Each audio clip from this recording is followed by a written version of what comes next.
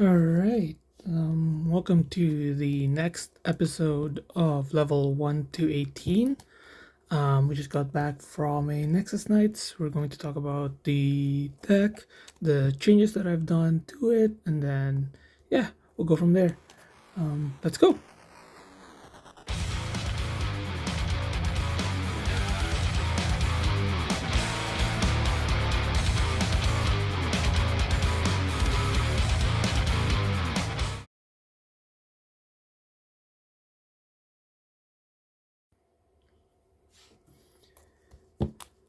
All right. So here we played Jinx. Oh, showed some of the changes already on there. But yeah, like I mentioned there, with this series, the goal is to improve the decks slowly on a very low budget and see how far we go.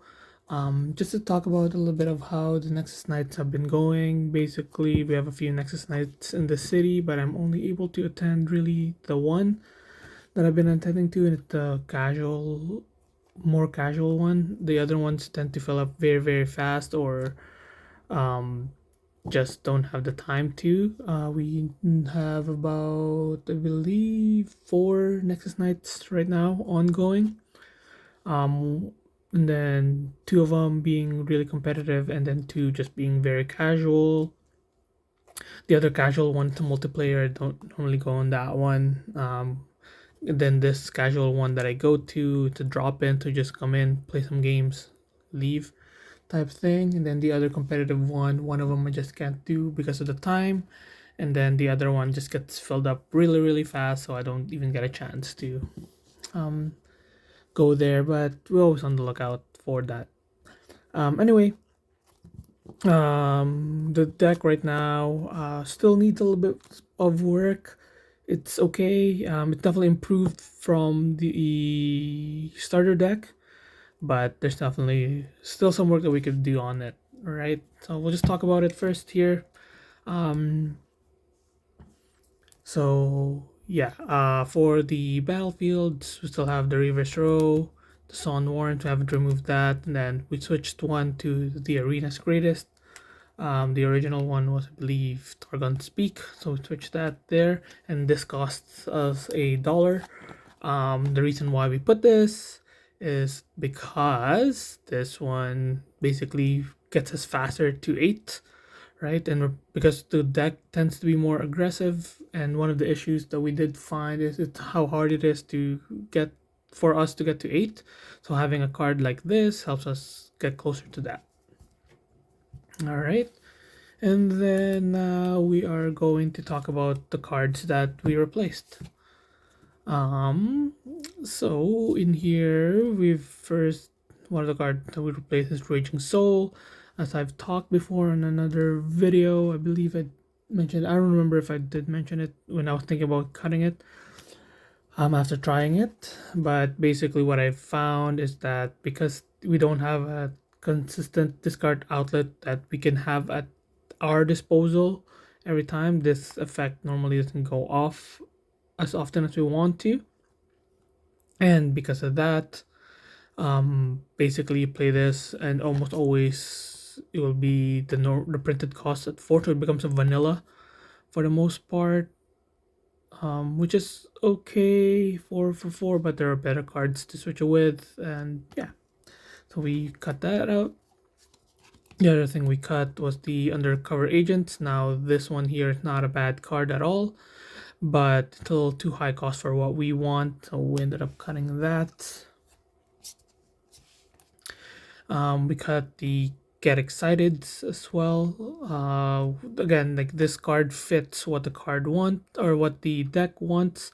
Problem being is that you are basically losing 2 cards to try and kill something. At the same time, this card needs you to have a card that that has the same basically energy cost as the opponent's might, which we don't really have too much of, for at least for the one that we want to kill. Right, we want to be playing most of our cards, and then the discard stuff. For example, we have like the 10 cost Rasa and the 8 cost Magma Worm, but you still need to draw them. You only have one of each, so it's a bit of a problem, right? try to get them. Speaking of which, we also got the 8 cost Magma Worm. Card is, it's decent, but and kind of nice for the deck too. But like I mentioned, they're a little too expensive there. Like, we do like the effect. If this was maybe 4 cost, we might continue playing it. But because it is 8, it takes up your whole turn. And then the next turn, when you actually get to use the effect, which is a little too slow for what we want the deck to be. So those are the cards that we cut, right? So 8 cards. So huge change in the deck. About a fifth of the deck will be changing out. So yeah. And as for the changes, we'll just put those aside. Yeah. So these are what we added. First things first, Noxus Hopefuls. So this card has been great. You play something, then you play this for cheap. Very, very cool, right? So it's very nice to have that cheap card there. So definitely we like this. We like having this. Been very good on testing too, so very nice. The next card that we added on here is Cleave. It's a little bit of a pseudo removal, give our units a little bit more power to kill their things, right? So that one's really good. And then the last thing that we added was Sundisk, which was the MVP basically of the cards that we've added here.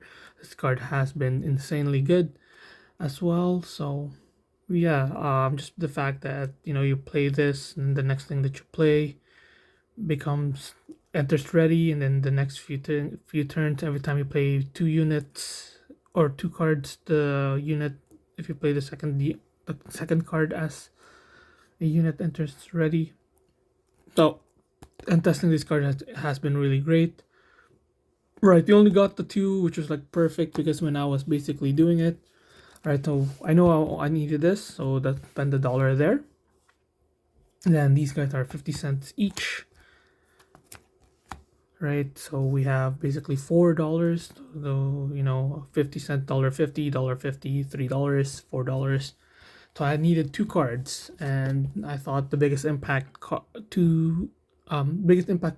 that we can get, that if we get 2 of is good enough, was this, the Sundisk, and it worked beautifully. So it was perfect. It's a perfect addition, and I'm very, very happy having this card in the deck. Right. So yeah, these changes alone were huge, right? Obviously it leveled up the deck quite a bit. So for example, I'm just gonna kind of show you. For example, you have Son Warrants here, and then your turn one, what, for example, this or one of these cards, right? And you have this or that, and then you have this or a combination of something like this, right? To play this, right, turn 1, or whichever battlefield, doesn't really matter. Say this is this turn 1, right? So you score if they don't answer, so they'll play a unit on their turn, which is cool.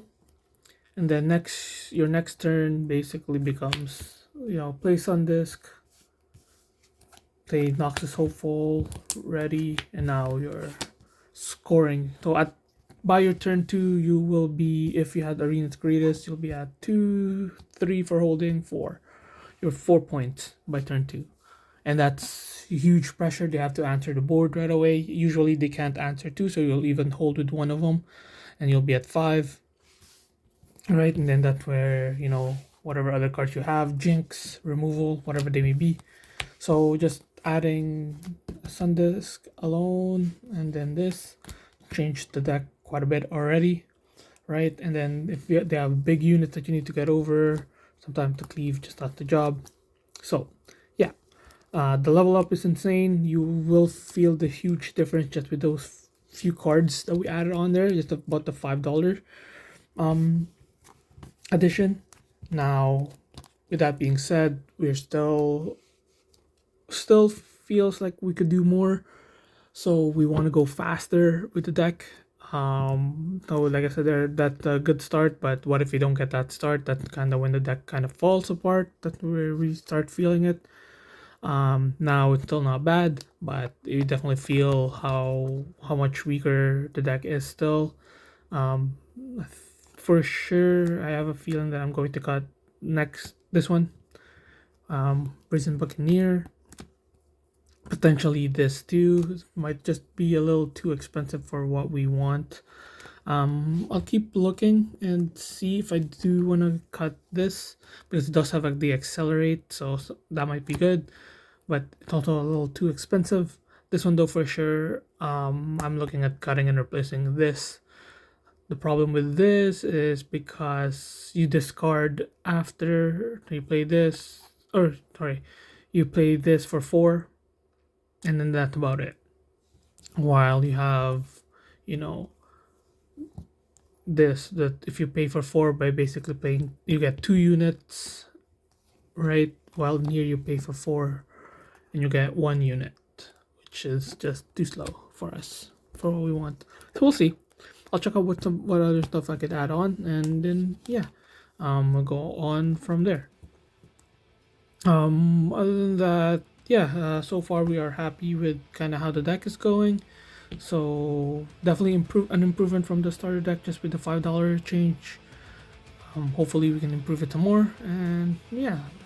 Now I'm probably just gonna see if the video that I took of the game looks okay. If it is, I will add that on to the end here. Alright. I'll see you on the flip side. Alright, so in here I'm just gonna show a part of the gameplay. I'm not gonna show the full game, it's a little long for my liking, and also I didn't really get a best shot of the game here. So I'm just gonna show you some of the things that this deck can do. So one of the things that we changed here is adding the Arena's Greatest, as well as the Sun Disc and the Noxus Hopeful. And right now I'm actually just gonna play that exact combo, which is really cool. So like I mentioned there, this combo really adds the aggression to the deck. So, you know, we play Sun Disc there for Legion, first card we play, and then pay that, tap for 2, and then play the Noxus Hopeful. And then now we can just go in with the Noxus Hopeful there. Very good play, very aggressive, and so yeah, I definitely like these additions to the deck. Very good. The next thing that we have here, I'm just going to show you a little bit of kind of playing the game here.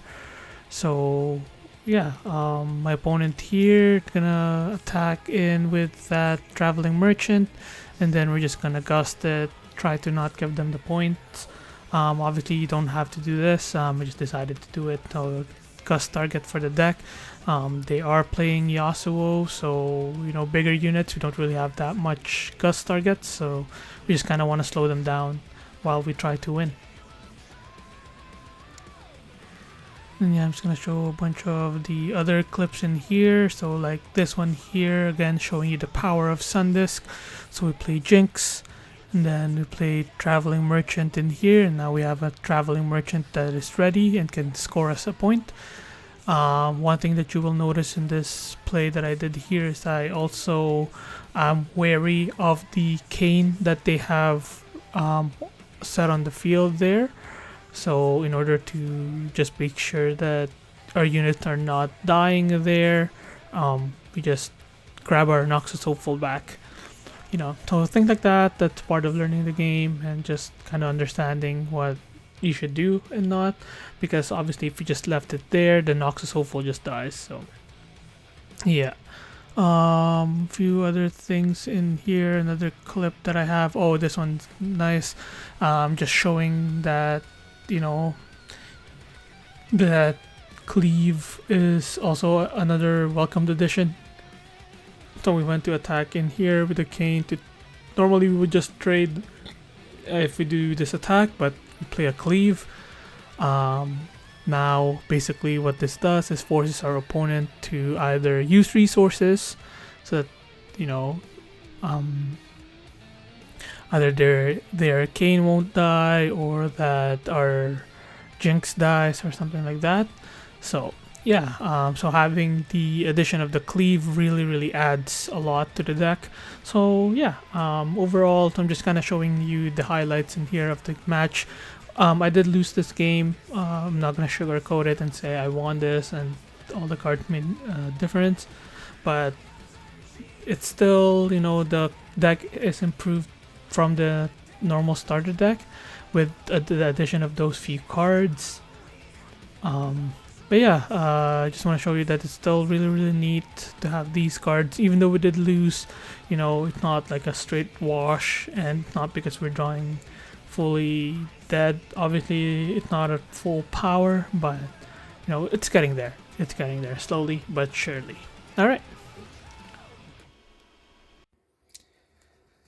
Alright, so yeah, that's about it for this episode of level 1 to 18.